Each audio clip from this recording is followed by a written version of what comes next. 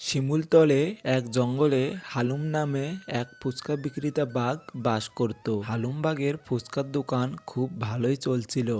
একদিন হালুম বাঘের ফুচকার দোকানে অন্য এক জঙ্গলের বাঘ চলে আসে। আমাকে এক প্লেট ফুচকা দাও তো। আচ্ছা ঠিক আছে, আপনি ওই চেয়ারে বসেন, আমি এখনই আপনাকে ফুচকা দিচ্ছি। কিন্তু আপনাকে তো এই জঙ্গলে আগে দেখিনি। আপনি কোন জঙ্গল থেকে এসেছেন?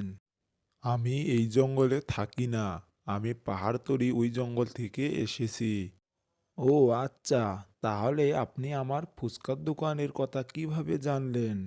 তোমার ফুচকার দোকানের ভিডিও আমি ফেসবুকে দেখেছি। ভিডিও দেখলাম সবাই কত মজা করে ফুচকা খাচ্ছে আর তোমার ফুচকার প্রশংসাও করছে। ও এই ব্যাপার। হ্যাঁ হ্যাঁ হ্যাঁ, প্রতিদিন আমার দোকানে অনেকে ফুচকা খেতে চলে আসে। তারা হয়তো বা কেউ মোবাইলে ভিডিও করে আর ফেসবুকে ছেড়েছে। আপনি যেহেতু অনেক দূর থেকে এসেছেন ফুচকা খেতে, আমি এখনই আপনাকে স্পেশাল করে ফুচকা বানিয়ে দিচ্ছি। এই নিন হালুমবাগের স্পেশাল ফুচকা। আশা করি আপনি খেয়ে খুব মজা পাবেন।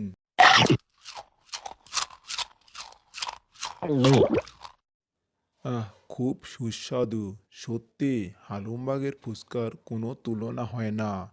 ভিডিওতে যেমন প্রশংসা শুনেছিলাম, এখন দেখছি তার থেকেও বেশি সুস্বাদু।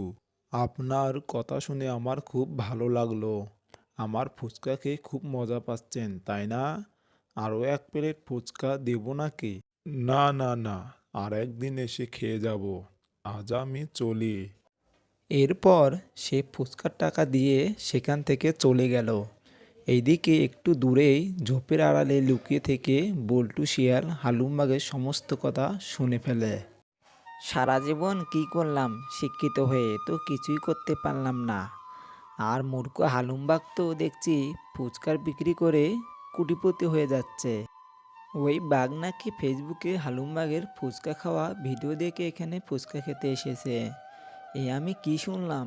যাক বাবা, এই বাঘের কথা শুনে মাথায় একটা জব্বর বুদ্ধি এলো। আমি যদি এখন অনলাইনের মাধ্যমে ফুচকা বিক্রি করি তাহলে অনেক টাকা আয় করতে পারবো। কিন্তু ফুচকা বিক্রি করব, তার জন্য তো পুঁজি লাগবে। আমার কাছে তো এত টাকা নেই। এক কাজ করি, ওই হালুমবাগকে গিয়ে পার্টনারশিপে অনলাইনে ফুচকা বিক্রি করার প্রস্তাব দেই। যদি সে রাজি হয়ে যায় তাহলে দুইজনে মিলে জমিয়ে অনলাইনে ফুচকা ব্যবসা করতে পারবো। এইসব বলে বল্টু শিয়াল চলে গেল হালুমবাগের কাছে। হালুম মামা, তুমি তো দেখছি তোমার ফুচকার ব্যবসা জমিয়ে দিচ্ছ। আমাদের জঙ্গলে সবাই তো তোমার ফুচকার ব্যাপারে জানে। তুমি সত্যি অনেক সুস্বাদু ফুচকা বানাও। এখন তো দেখছি বাইরের জঙ্গল থেকেও লোক ফুচকা খেতে আসে। আর ওরা নাকি ফেসবুকে তোমার ফুচকা দোকান ভিডিও দেখেছে। তাই আমি বলি কি, মামা, অনলাইনে তোমার দোকানের নামে একটা পেজ খুলি। আর ওই পেজে তোমার ফুচকার ভিডিও আপলোড করতে থাকি। তাহলে দেখবে সারা পৃথিবী তোমার ফুচকার ব্যাপারে চিনবে। আর তখন সবাই তোমার দোকানের লাইন ধরে ফুচকা খাবে। আর অনলাইন থেকেও তোমার ফুচকা বানার অর্ডার আসবে। হ্যাঁ হ্যাঁ হ্যাঁ, বুদ্ধিটা তো খুব ভালো দিয়েছিস। কিন্তু আমি তোর সাথে শেয়ারে ফুচকার ব্যবসা করতে পারবো না। পরে দেখা যাবে তুই আমাকে ঠকিয়ে পুরো ফুচকার দোকান তোর নামে করে নিয়েছিস। আমি একা ব্যবসা করছি, খুব ভালো আছি। এভাবে আমার ফুচকার দোকান চললে তাতে আমি অনেক খুশি। তুই পারলে আলাদা করে ফুচকার ব্যবসা কর, কিন্তু আমি তোর সাথে পার্টনারশিপে ব্যবসা করব না। হালুমবাগের এমন কথা শুনে বল্টু শিয়ালের মন খুব খারাপ হয়ে গেল। বল্টু শিয়াল মনে মনে সিদ্ধান্ত নিল সে একাই ফুচকার দোকান দেবে। কিরে বল্টু, মনে মনে কি ভাবছিস? কথা বলছিস না যে কিছু? এমন সুন্দর একটা ব্যবসার আইডিয়া দিলাম তোমাকে, কিন্তু তুমি কোনো পাত্তাই দিলে না।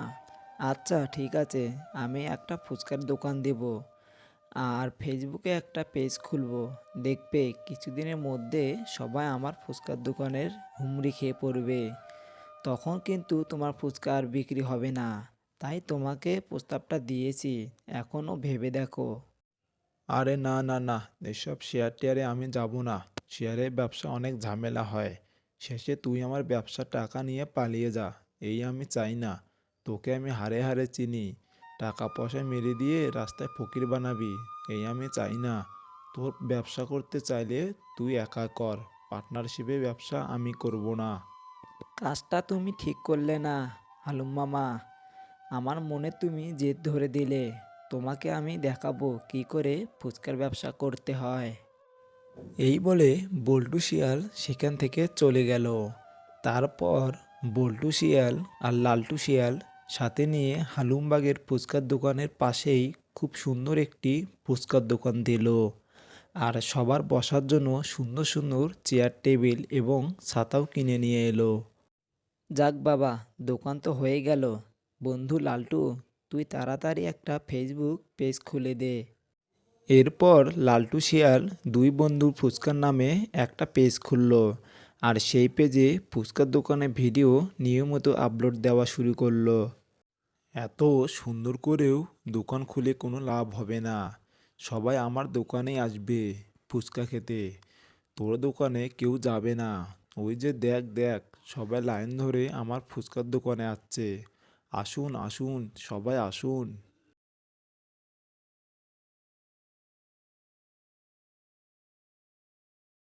ওই দেখ লালটু, সবাই লাইন ধরে আমাদের ফুচকার দোকানে আসছে।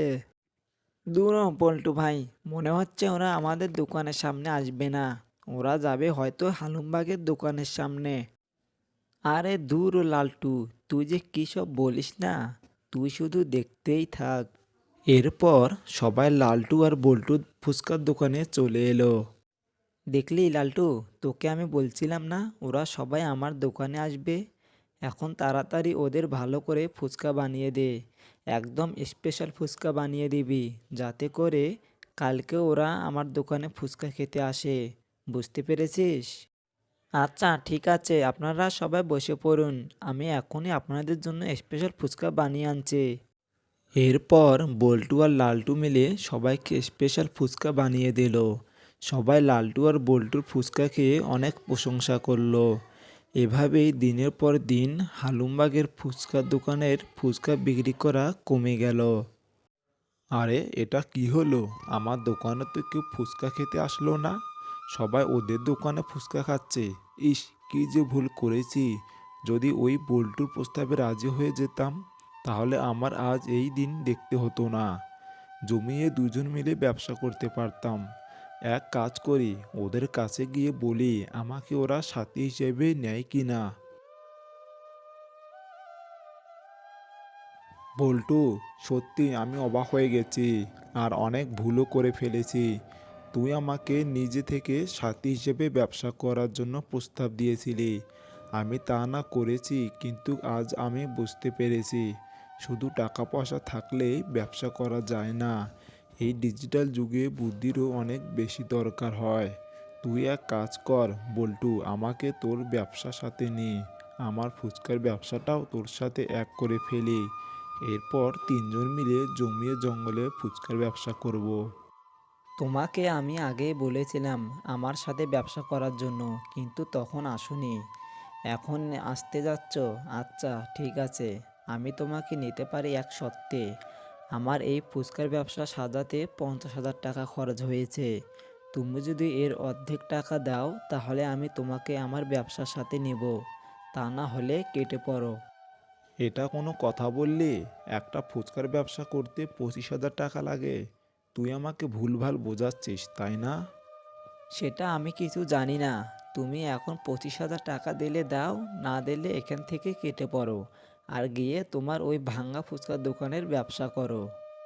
এরপর হালুমবাগ 25,000 টাকার কথা শুনে সেখান থেকে চলে গেল। এসেছে সুদিনে আমার সাথে ব্যবসা করতে, কিন্তু দুঃখের দিনে আমার পাশে কেউ ছিল না। সেদিন বলেছিলাম আমার বুদ্ধি আর তোমার টাকা দুজনে মিলে ব্যবসা করি, কিন্তু সেদিন তুমি আমার কথা শোনোনি। আজকে এসেছে আমার সাথে ব্যবসা করতে। আসলে সুসময় সবাই পাশে থাকে, দুঃখের সময় কেউ পাশে থাকে না।